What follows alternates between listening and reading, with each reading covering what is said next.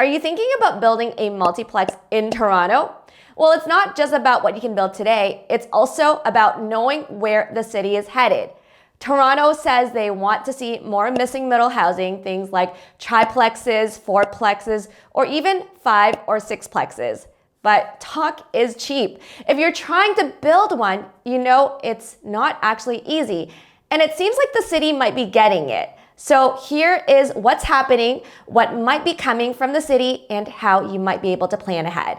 And before we dive in, if you like content like this, like and subscribe. And if you want help getting into the multiplex space in Toronto, just book a free strategy call with us. Now let's back up a bit so you can see the full picture. In 2019, the city approved laneway suites. Then in 2022, garden suites were approved. In 2023, we finally saw multiplexes being allowed up to 4 units as of right on any residential lot.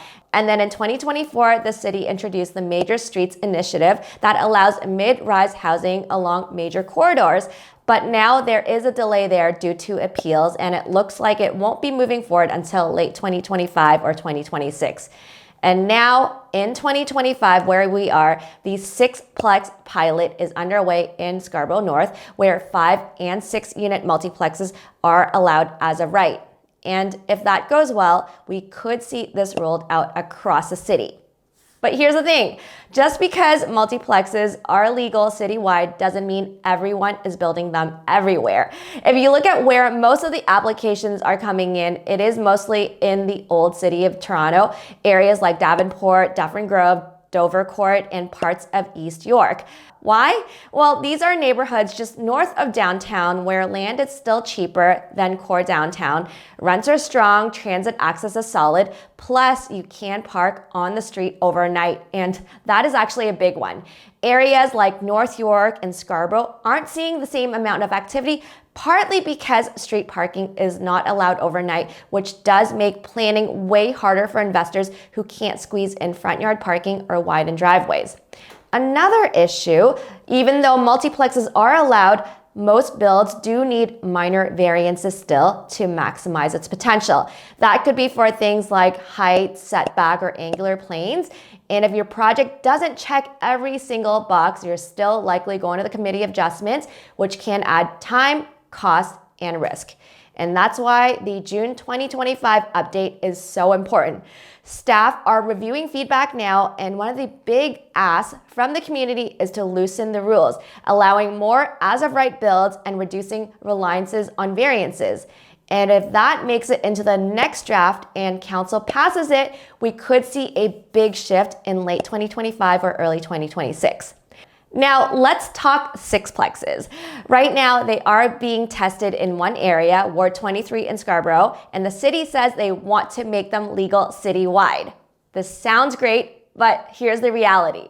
The real limit today is the 4+1. Most builders aim for just 5 units. That's the sweet spot. Once you hit 5 units, your property is considered commercial, which opens up better financing options like the CMHC MLI Select program. That means you can qualify for lower interest rates, higher loan amounts, and easier approvals based on how much your rental income brings in, not just on your personal income. But the second you go over 4 units in Toronto, you get slammed with full development charges on every single unit, and that can easily add over $100,000 to your budget. 4 units, no DCs. Add a 5th, pay up, big time. So what are the builders doing? Well, they're staging the builds. Get the fourplex up and running first, then come back later to add that laneway suite or garden suite, and that way they stay exempt on the first 4, and then the DCs on the 5th will be deferred. But this 2-step process adds costs, delays, and risk. It's clunky, and honestly, most investors aren't even aiming for 6 units. They just want to get to 5 without all the red tape and extra fees. If the city simply waived or reduced DCs for 5 unit builds, a lot more projects might move forward. But right now, deals are stalling out. The numbers just don't work, timelines stretch, and everyone's waiting to see if the city will step in with more relief. And there's also talk of making 4-story multiplexes legal as of right, and that would help. Better layouts, proper ceiling heights, bigger units, and the ability to add that 5th unit without needing variances and without adding that backyard house, which could reduce costs drastically. It's probably the next logical step, but we're definitely not there yet. So here's the bottom line. If you are looking to invest in Toronto's missing middle, you will need to see both the opportunity and the friction. The city is moving in the right direction, but the rules still have a way to go. And the next big update is expected mid-June, and we'll keep you posted so that you can stay one step ahead.